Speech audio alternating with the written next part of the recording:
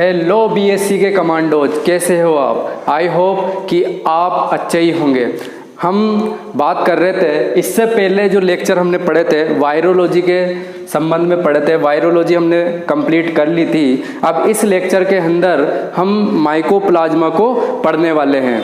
आप सोचोगे सर ने बोला था कि बैक्टीरियोलॉजी हमें पढ़नी है वायरोलॉजी के बाद, लेकिन क्या होता है बेटा कि बैक्टीरियोलॉजी जो हमारा जो टॉपिक है ये ब्रॉड टॉपिक है, इसमें बहुत सारे हमें इसके अंतर्गत टॉपिक्स पढ़ने हैं, यानी कि एक बड़ा टॉपिक है बैक्टीरियोलॉजी। तो उससे पहले हमें माइकोप्लाज्मा को पढ़ लेना चाहिए, और ये हमारे सिलेबस में भी है कि वायरस के बाद माइकोप्लाज्मा ही दिया हुआ है। तो माइकोप्लाज्मा या पीपीएलओ जिसे कहते हैं, उसको पढ़ने से पहले ये वायरस जनित कुछ रोग हैं, इसके बारे में हम पढ़ लेते हैं, इसके बारे में हम जानकारी ले लेते हैं, क्योंकि आधे नंबर में हाफ नंबर का क्वेश्चन आ सकता है वायरस जनित रोग के बारे में कि कोई वायरस जनित 2 पादप रोगों के नाम बता दीजिए, या वायरस जनित 2 जंतु रोगों के नाम बता दीजिए। तो यहाँ पर मैंने 5 पादप रोगों को और 5 ही जंतु रोगों को मेंशन किया है। इनमें से आप कोई भी 2 रोग याद कर लीजिए, ठीक है। और बिल्कुल सिंपल है। पादप रोगों में बात करें अपन, ये वायरस जनित विभिन्न रोग है। पादप रोगों की अपन बात करें तो पादप रोगों में पहला जो रोग है ये याद रह ही जाएगा। हम बात कर रहे थे टीएमवी वायरस की, तो तंबाकू का मोजेक रोग पैदा करता है, तो तंबाकू का मोजेक रोग, ठीक है, ये अपन को याद रह जाएगा। इसके अलावा चावल का वामन रोग, ये बेटा क्या है, चावल का वामन रोग, इसको भी अपन ने पिछले जो लेक्चर्स थे उसके अंदर पढ़ा था, राइस ड्वार्फ डिजीज, ठीक है ना, चावल का वामन रोग। अब इसके अंदर इस जो चावल का वामन रोग पैदा करने वाला वायरस है, उसके अंदर एक स्पेसिफिक कैरेक्टर पाया जाता है आरएनए के अंदर। क्या पाया जाता है कि उसका जो आरएनए होता है वो क्या होता है बेटा, डबल स्ट्रैंड आरएनए होता है। पढ़ा था नहीं पढ़ा था? पढ़ा था। डबल स्ट्रैंड आरएनए होता है इसके अंदर, किस वायरस के अंदर, जो चावल का वामन रोग पैदा करता है, ठीक है। इसके अलावा भिंडी का जो पीत शिरा मोजेक रोग होता है वो भी वायरस के कारण होता है। पीत का मतलब होता है बेटा पीला पड़ना, ठीक है ना। तो भिंडी की जो शिराएं होती है, पत्तियों की जो शिराएं होती है वो पीली पड़ जाती है, ठीक है ना। भिंडी का पीत शिरा मोजेक रोग। इसके अलावा आलू का मोजेक रोग, पपीते का, मैंने एक साथ लिख दिया ये, आलू का मोजेक या पपीते का मोजेक या केले का मोजेक रोग भी किसकी वजह से होता है बेटा, वायरस की वजह से। इसके अलावा मक्के का घाटी रोग, ये भी किसके कारण से होता है, वायरस के कारण से। जंतु रोगों पर आ जाते हैं, तो जंतु रोगों में ये चेचक की अपन ने बात कर ली थी पिछले लेक्चर में। पॉक्स वायरस के कारण से चेचक होता है, याद है अपन को, ठीक है ना, स्मॉल पॉक्स और चिकन पॉक्स, ठीक है ना। इसके बाद खसरे की बात करते हैं, मिजल्स वायरस है ना, मिजल्स वायरस या मिक्सो वायरस कहते हैं। खसरा किसकी वजह से होता है, मिक्सो वायरस के कारण से होता है। इसके अलावा अपन बात करते हैं गलसुआ रोग की, गलसुआ या गलफड़े रोग, मम्स वायरस, इसके बारे में भी अपन ने बात कर ली थी। इसके अलावा रेबीज जो रोग होता है वो रेहब्डो वायरस के कारण से होता है, कुत्ते काटने से, बिल्ली के काटने से, बंदर के काटने से। कौन सा रोग होता है बेटा, रेबीज, क्योंकि इनकी जो लाल ग्रंथियां होती है, इन जीवों की जो लाल ग्रंथियां होती है उनमें रेहब्डो वायरस पाया जाता है, ठीक है। इसके बाद बात कर लेते हैं पोलियो वायरस की। तो पोलियो वायरस के अंदर जो पोलियो जो रोग होता है वो पोलियो वायरस के कारण होता है। एक बात और, पोलियो वायरस के अंदर अपन ने कैप्सोमियर्स की संख्या बताइए कैप्सोमियर्स की संख्या 32, ठीक है बेटा, 32 होती है, बताया था। टीएमवी वायरस के अंदर कितनी होती है बेटा, 2100 से लेकर के 2200 तक होती है। कि कौन से वायरस के अंदर बेटा, टीएमवी वायरस के अंदर, बताया था। तो यहाँ पर ये अपन वायरस के कुछ रोगों को भी अपन ने यहाँ पर देख लिया है। अब अपन इस लेक्चर का जो मुख्य टॉपिक है माइकोप्लाज्मा, उस पर आते हैं, ठीक है बेटा। माइकोप्लाज्मा जिसे पीपीएलओ भी कहते हैं, एक सूक्ष्म जीव है बेटा, सूक्ष्म जीवों को ही तो पढ़ रहे हैं अपन। तो वायरस के बाद अपन स्टडी करेंगे माइकोप्लाज्मा की। माइकोप्लाज्मा सूक्ष्म जीवी है बेटा, ठीक है ना। और इस माइकोप्लाज्मा को अपन पीपीएलओ के नाम से भी जानते हैं, पीपीएलओ, ठीक है। माइकोप्लाज्मा पीपीएलओ की फुल फॉर्म होती है pleuro pneumonia like organism. PPLO की फुल फॉर्म होती है बेटा प्लूरोनिमोनिया लाइक ऑर्गेनिज्म, इसके कारण से कौन सा रोग हो जाता है बेटा, निमोनिया रोग हो जाता है, ठीक है ना, इसी वजह से है ना। माइकोप्लाज्मा का जो अपन हिस्ट्री जब पढ़ेंगे तो उसके अंदर अपन अच्छे समझ लेंगे। तो ये माइकोप्लाज्मा PPLO, ठीक है ना बेटा, PPLO। अब ये जो माइकोप्लाज्मा जो है ये दो शब्दों से मिलकर बना है, लैटिन भाषा के दो शब्दों से मिलकर बना है, एक तो माइको, ठीक है, और एक होता है प्लाज्मा, माइकोप्लाज्मा। माइको का मतलब होता है कवक और प्लाज्मा का मतलब होता है द्रव्य।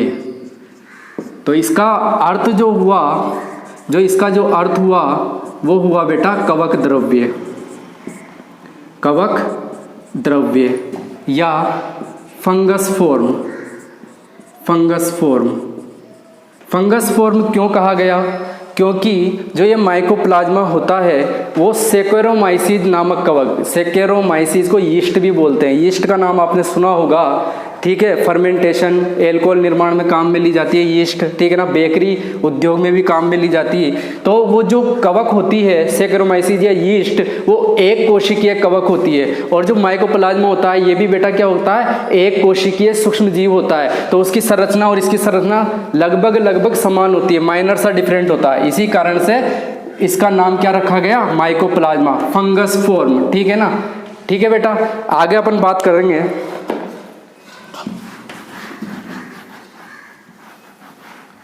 माइकोप्लाज्मा में ही कि जो इनका जो आकार होता है बेटा, इनका जो आकार होता है ये बैक्टीरिया से भी छोटे होते हैं, जीवाणु से छोटे होते हैं, बहुत छोटे होते हैं बेटा। पर जीवाणु से छोटे तो वायरस भी थे, ठीक है ना, वायरस कणीय प्रकृति वाले सूक्ष्म जीव थे बेटा, है ना, जिनके अंदर केवल प्रोटीन और न्यूक्लिक एसिड ही पाया जाता है। अब अगर मैं बात करूं, अगर मैं ये कह दूं कि जो माइकोप्लाज्मा होते हैं सजीव जगत के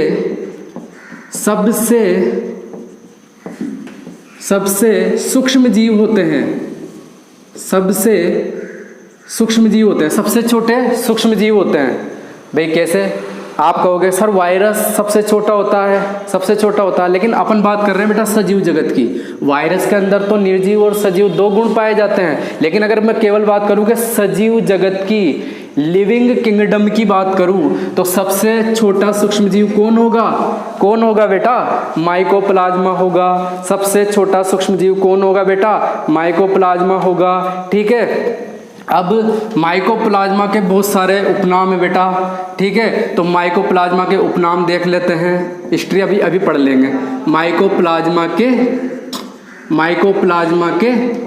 उपनाम, माइकोप्लाज्मा के उपनाम कौन कौन से नाम इसे दिए गए हैं, तो माइकोप्लाज्मा को बेटा पादप जगत का जोकर कहा जाता है।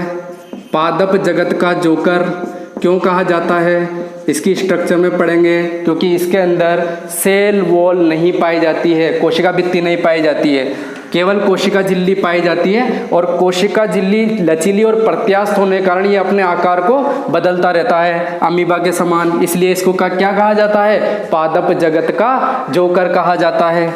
कोशिका भित्ति रहित प्रोकैरियोट, कोशिका भित्ति रहित प्रोकैरियोट, प्रोकैरियोटिक कोशिका और यूकैरियोटिक कोशिका पड़ी होगी बेटा।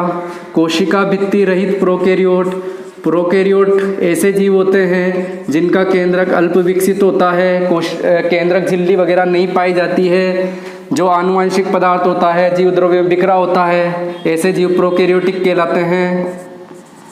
जबकि यूकैरियोटिक जीव कौन होते हैं बेटा, जिनके अंदर सुविकसित केंद्रक पाया जाता है, केंद्रक के अंदर केंद्रक झिल्ली होती है, और जो उसका जो आनुवंशिक पदार्थ होता है वो उस केंद्रक के अंदर पाया जाता है, यानी कि जीव द्रव्य में बिखरा हुआ नहीं होता। कोशिका भित्ति रहित प्रोकैरियोट्स भी कहते हैं। इसके अलावा इसको मोलिक्यूट्स भी कहते हैं, इसका एक नाम और है मोलिक्यूट्स। वैसे जो मोलिक्यूट्स जो नाम है ये इसके एक वर्ग का नाम है, जब अपन क्लासिफिकेशन जब पढ़ेंगे इस माइकोप्लाज्मा का, उसमें मोलिक्यूट्स एक वर्ग बनाया गया है, ठीक है ना, तो वहाँ पर अपन पढ़ लेंगे। मोलिक्यूट्स भी इसी का नाम है। इसके अलावा फाइटोप्लाज्मा भी कहते हैं, फाइटोप्लाज्मा, फाइटोप्लाज्मा, क्योंकि पादपों के अंदर भी माइकोप्लाज्मा देखा गया है, पशुओं के अंदर सबसे ज़्यादा पाया जाता है, लेकिन डोई और उनके साथियों ने इसको एमेलो कहा था। और चालनी नलिका कोशिका, जो फ्लोएम की चालनी नलिका कोशिका होती है, वहाँ पर माइकोप्लाज्मा को खोजा था। ठीक है ना, फाइटोप्लाज्मा हो गया। इसके अलावा स्पाइरोप्लाज्मा भी पाया जाता है। स्पाइरोप्लाज्मा कुछ जनरल जो संरचना होती है माइकोप्लाज्मा की, वो इस प्रकार की होती है, गोलाकार, अंडाकार वगैरह। ठीक है ना, लेकिन कुछ माइकोप्लाज्मा इस प्रकार से कुंडलित भी होते हैं। इस प्रकार से उनकी संरचना क्या पाई जाती है बेटा? कुंडलित संरचना, यानी कि बेलनाकार होते हैं और कुंडलित होते हैं। इस प्रकार के जो माइकोप्लाज्मा होते हैं वही क्या कहलाते हैं बेटा? स्पाइरोप्लाज्मा कहलाते हैं। ठीक है ना, तो माइकोप्लाज्मा का ही नाम है, लेकिन एक प्रकार हो गया, स्पाइरोप्लाज्मा भी कहते हैं। तो इस प्रकार के जो माइकोप्लाज्मा होते हैं वो स्पाइरोप्लाज्मा कहलाते हैं। सामान्य जो माइकोप्लाज्मा होता है ये इस तरह का गोलाकार, अंडाकार, अपन जब संरचना पढ़ेंगे तब देखेंगे। स्पाइरोप्लाज्मा के बाद इसको गैलेक्सोप्लाज्मा भी बोलते हैं बेटा, गैलेक्सोप्लाज्मा, यानी कि ये सब के सब क्या है? ये माइकोप्लाज्मा के उपनाम है, यानी कि माइकोप्लाज्मा को इन नामों से भी जाना जाता है। ठीक है बेटा, आगे बात करते हैं अपन। आगे हम इसकी हिस्ट्री की बात कर लेते हैं। माइकोप्लाज्मा की खोज वगैरह किसने की थी, कहाँ से खोजा था, क्या था, इसकी हिस्ट्री की बात कर लेते हैं। तो हिस्ट्री पर आ जाते हैं अपन। माइकोप्लाज्मा की हिस्ट्री, सबसे पहले बात करते हैं लुईस पास्चर की। लुईस पास्चर, टाइम पीरियड है 1822 से 1895। ठीक है, लुईस पास्चर का टाइम पीरियड है 1822 से 1895। क्या किया था लुईस पास्चर ने?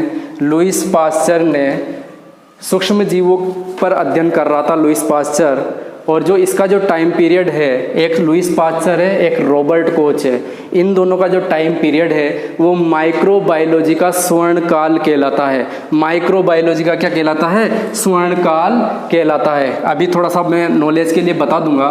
तो सबसे पहले क्या हुआ था, लुईस पास्चर ने जो निमोनिया रोग से ग्रसित जो पशु थे, जो जंतु थे, उनके बारे में ये कहा था कि ये जो जंतु है और इनके अंदर जो निमोनिया रोग है वो किसी सूक्ष्म जीव के कारण हुआ है। तो जो निमोनिया जो रोग होता है, न्यूमोनिया श्वसन से संबंधित रोग है। न्यूमोनिया रोग किसके कारण से होता है? निमोनिया रोग सूक्ष्म जीव के कारण से होता है, ये कहा था इसने। सबसे पहले लुईस पास्चर ने क्या कहा था कि जो निमोनिया रोग होता है वो सूक्ष्म जीव के कारण से होता है। लेकिन बेटा ये उस सूक्ष्म जीव को नहीं देख पाया था, उसका इसने पृथक्करण नहीं कर पाया था, या उसका संवर्धन उसने देखा ही नहीं था, पृथक ही नहीं किया था, तो संवर्धन भी कैसे करेगा? ठीक है, तो इसने बस कहा था, बात स्टेटमेंट था इसका कि जो निमोनिया रोग होता है वो किसी सूक्ष्म जीव के कारण से होता है, लेकिन उसको पृथक नहीं कर पाया था, देख नहीं पाया था। तो इसने क्या किया? इसने केवल कहा था, स्टेटमेंट दिया था, लेकिन सूक्ष्म जीव को नहीं देखा, ना ही पृथक्करण किया, केवल स्टेटमेंट दिया था। ठीक है, तो ये लुईस पास्चर 1822 से 1895 इसका टाइम पीरियड है। निमोनिया रोग सूक्ष्म जीव के कारण से होता है, ये कहा था लुईस पास्चर ने। किस सूक्ष्म जीव के कारण से होता है उसके बारे में कोई जानकारी नहीं दे पाया, उसको नहीं देख पाया, ना ही उसका पृथक्करण कर पाया। ठीक है ना। इसके बाद आता है दूसरा आता है नोकार्ड व रस्का, और ये आते हैं 1898 में। तो ये मुख्य खोजकर्ता कौन है माइकोप्लाज्मा के? नोकार्ड व रस्का। अब इन्होंने क्या किया था, इन्होंने जो निमोनिया रोग से जो ग्रसित पशु थे, न्यूमोनिया रोग से ग्रसित जो पशु थे उनके जो पल्मोनरी फ्लड होता है, अभी समझा दूंगा, पल्मोनरी फ्लूइड, ठीक है, उससे एक सूक्ष्म जीव को प्राप्त किया, एक सूक्ष्म जीव को प्राप्त किया और उसे कहा PPLO, और इस PPLO को प्राप्त करके इन्होंने इसका संवर्धन भी कराया और संवर्धन माध्यम में ये जीवित बने रहे और इन्होंने संवर्धन माध्यम में वृद्धि भी की।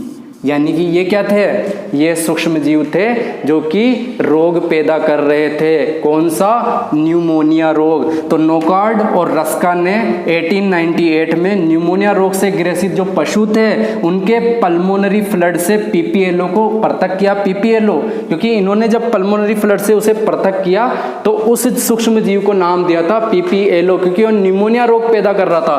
तो प्लूरो न्यूमोनिया लाइक ऑर्गेनिज्म, इसलिए PPLO कहा था। और फिर उसका इस PPLO को निकाल करके वहां से, यानी कि पृथक करके, पल्मोनरी फ्लड से पृथक करके उसका संवर्धन करा दिया संवर्धन माध्यम में, और वहां पर देखा कि जो PPLO था वो क्या कर रहा था, वृद्धि कर रहा था। इसका मतलब खोज किसने की, PPLO की खोज किसने की बेटा, खोज किसने की, किसने की,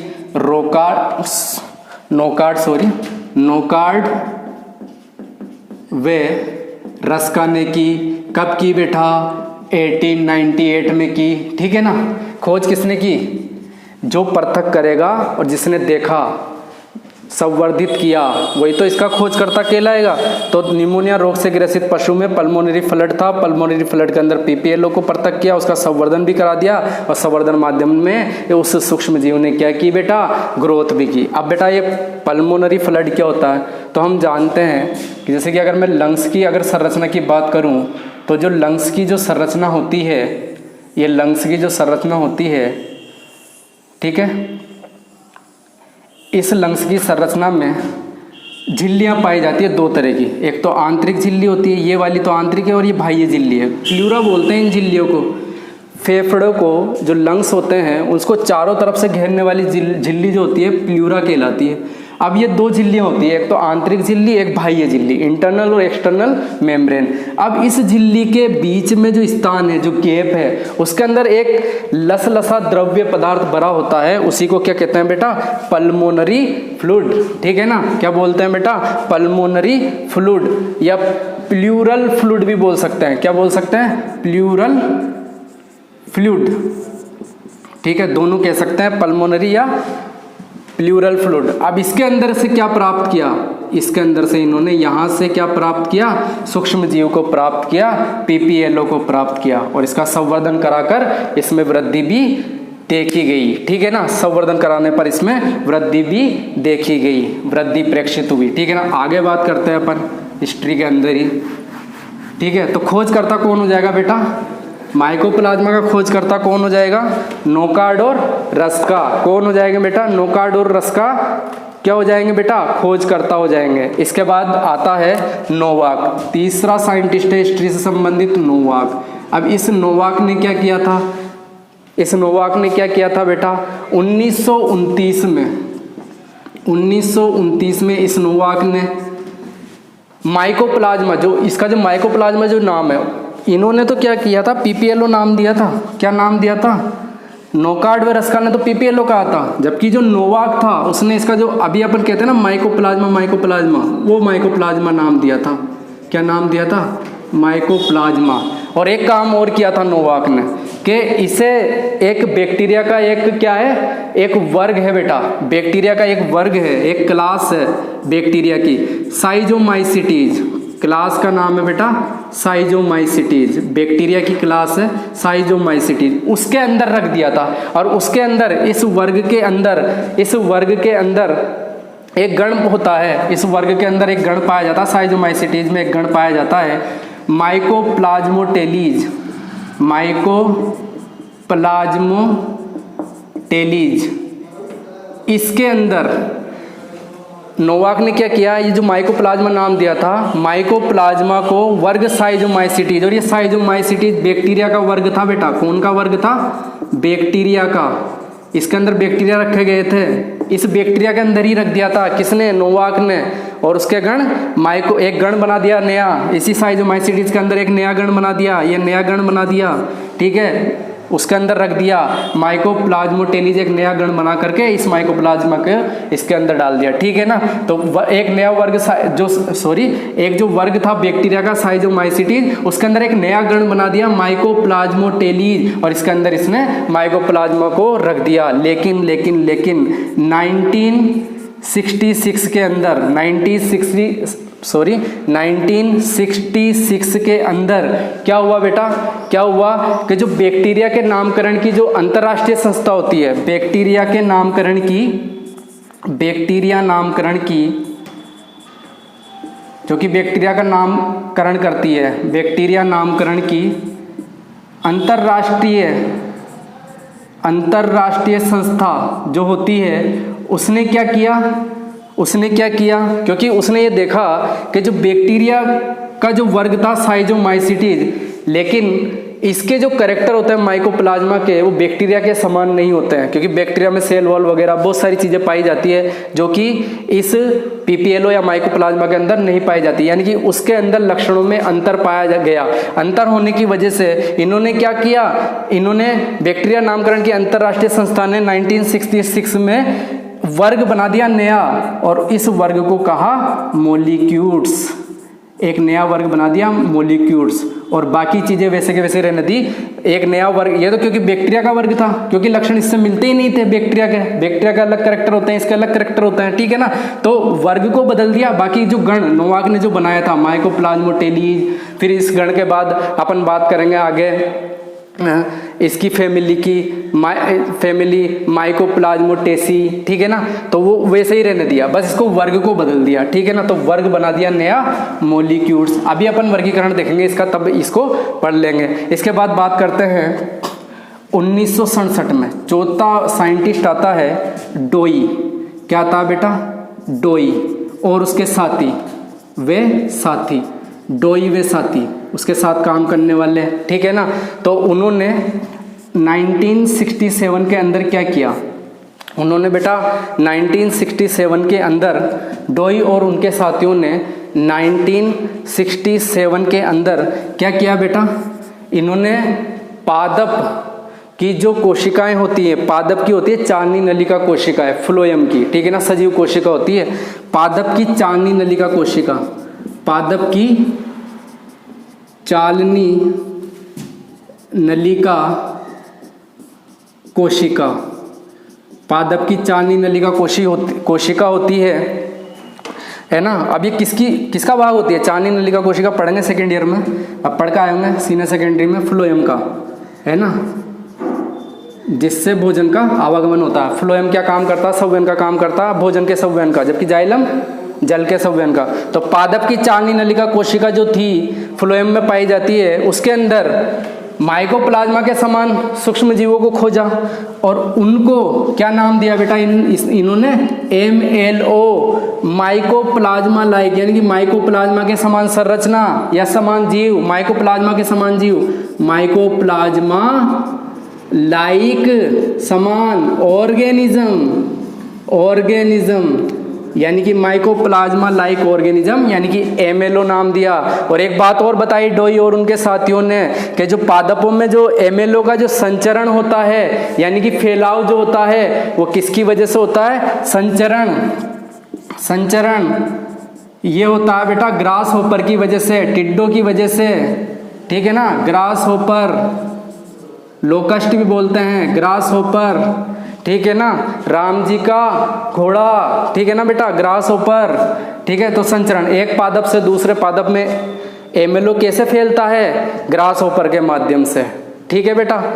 जब ये ग्रास होपर जब किसी पादप पे बैठते हैं, जब उसके रस को चूस रहे होते हैं, तो चालनी नलिका कोशिका में उपस्थित MLO उनके पंखों पर या उनके शरीर पर लग जाता है। फिर जब वो दूसरे पादप पे जाते हैं तो वहाँ पर भी वो रस चूसेंगे, तो वहाँ पर वो MLO का संचरण कर देते हैं।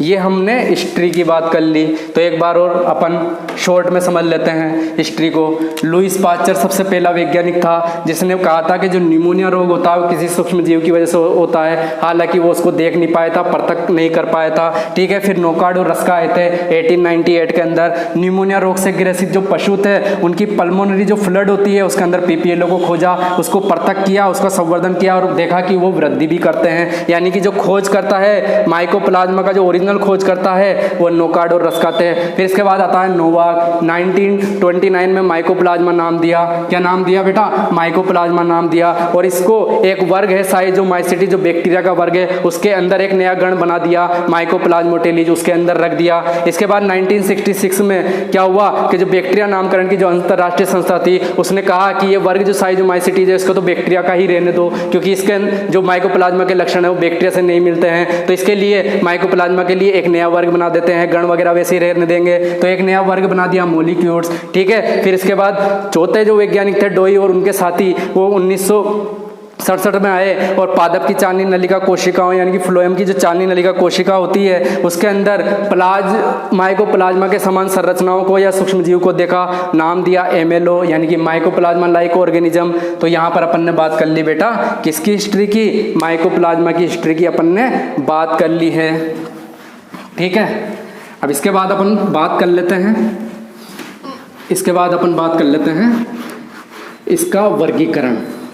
माइकोप्लाज्मा का वर्गीकरण पूछ ले आधे नंबर में, ठीक है ना। कि माइकोप्लाज्मा को वर्गीकृत करते हुए इसके विभेदक लक्षण बताओ 5 नंबर में, ठीक है। तो माइकोप्लाज्मा का वर्गीकरण याद होना चाहिए। माइकोप्लाज्मा का वर्गीकरण, माइकोप्लाज्मा का वर्गीकरण। तो सबसे पहले तो वर्ग था। अब वर्ग कौन सा है बेटा? 1967 में जीवाणु के नामकरण की अंतर्राष्ट्रीय संस्था ने किस वर्ग में रखा था माइकोप्लाज्मा को? बताओ बेटा। मोलिक्यूल्स में रखा था ना, मोलिक्यूल्स। इसी कारण से तो माइकोप्लाज्मा को मोलिक्यूल्स भी कह देते हैं। तो वर्ग क्या था बेटा? मोलिक्यूल्स था, ठीक है ना। वर्ग के बाद आता है कौन से गण में रखा था? तो गण का नाम है बेटा, देखो माइकोप्लाज्मा है तो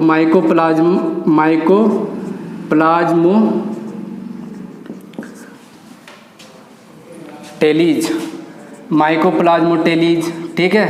इसके अलावा गण के बाद क्या आता है बेटा? गण के बाद आता है कुल माइकोप्लाज्मोटेसी फैमिली, माइकोप्लाज्मोटेसी, ठीक है ना। कुल के बाद क्या आता है बेटा? वंश का नाम जो माइकोप्लाज्मा नाम दिया था नोवाक ने, ठीक है, 1929 में। तो माइकोप्लाज्मा इसका वंश का नाम हो गया माइकोप्लाज्मा। और अगर इसके किसकी बात करें वंश के बाद जाति की अगर बात करें तो जाति माइकोइडिस, माइकोप्लाज्मा माइकोइडिस। और भी जातियाँ हो सकती है, रोगों में पढ़ेंगे अपन। माइकोइडिस, माइकोप्लाज्मा माइकोइडिस। और जो माइकोप्लाज्मा की ये कॉमन जाति है माइकोइडिस, और जो माइकोइडिस जाति है वो गाय के अंदर निमोनिया रोग पैदा करती है। किसमें?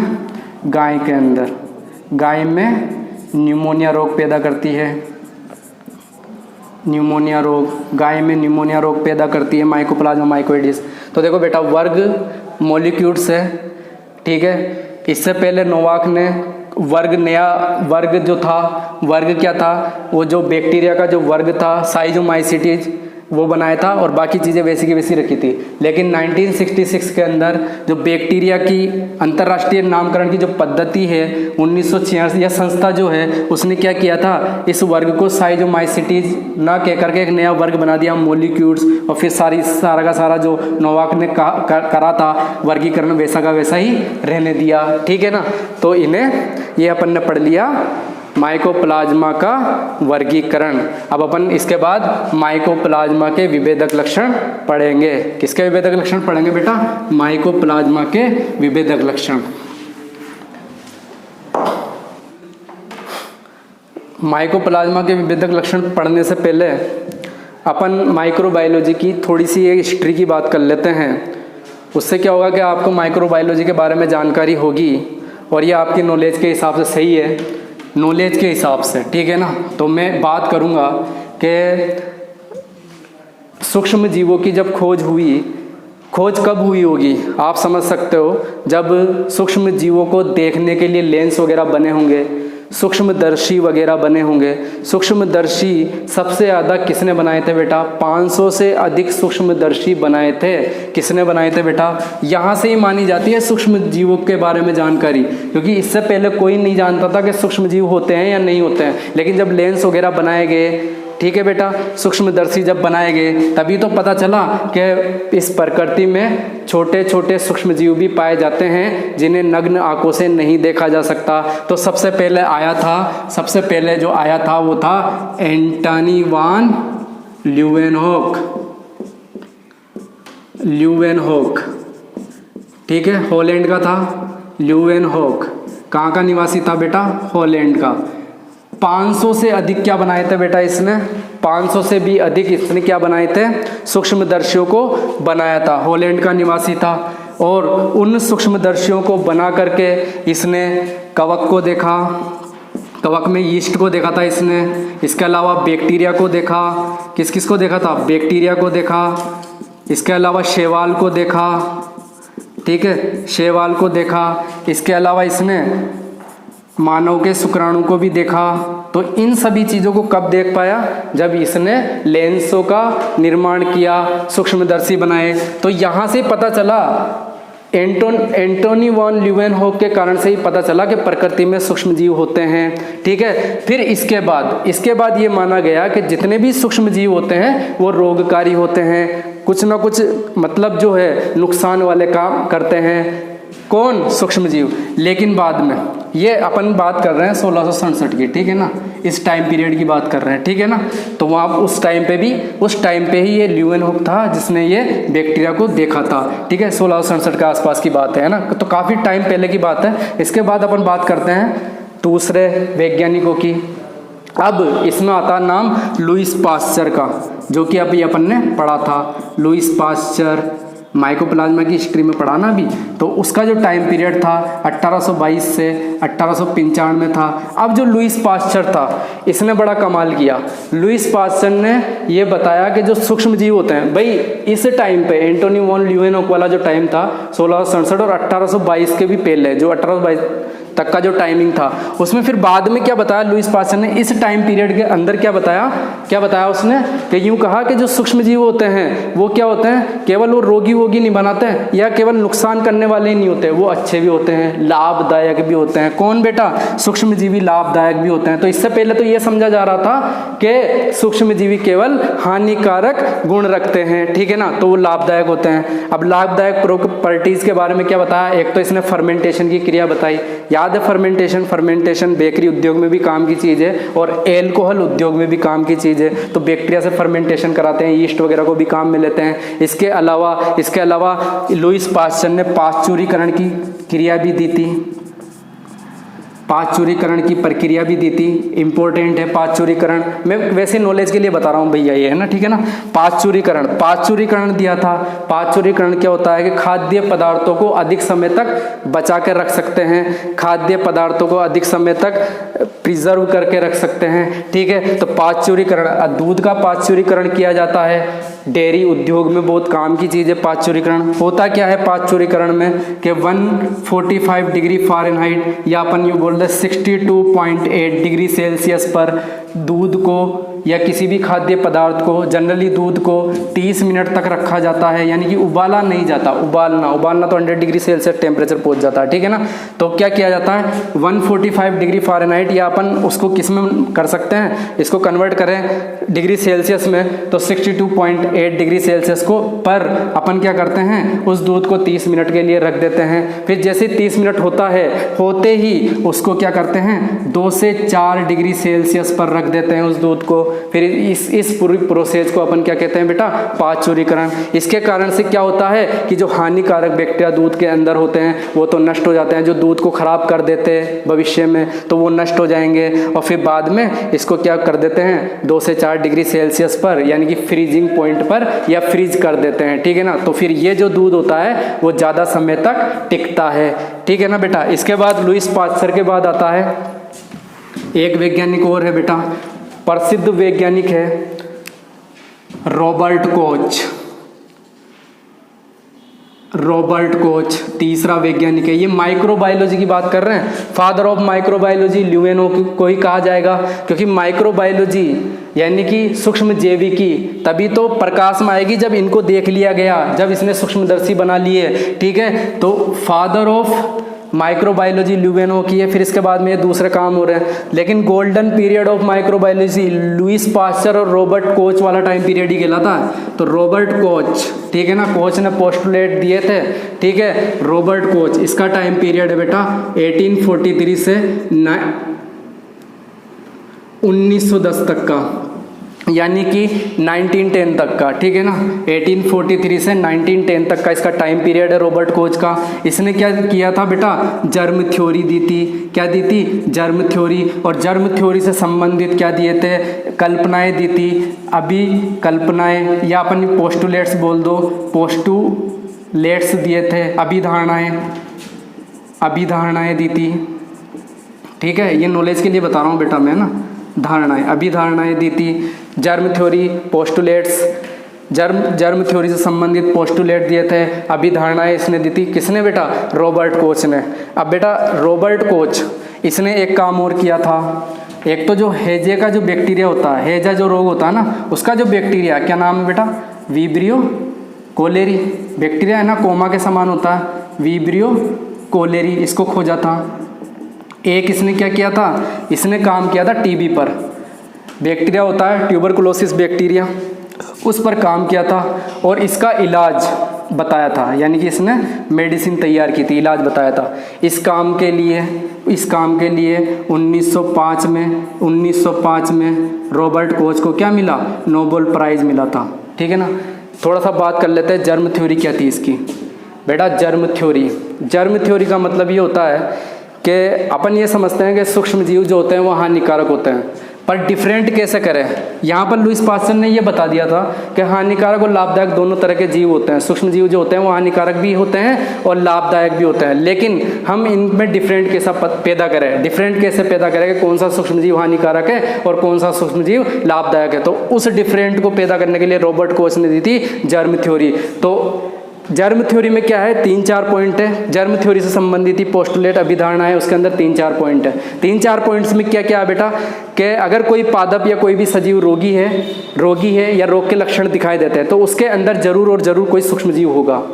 ठीक है, पहला पोस्टुलेट। दूसरा ये कि उस सूक्ष्म जीव को अपन निकाल सकते हैं और उसका संवर्धन माध्यम में संवर्धित कर सकते हैं और वो वृद्धि करेगा। दूसरा पॉइंट, अगर वो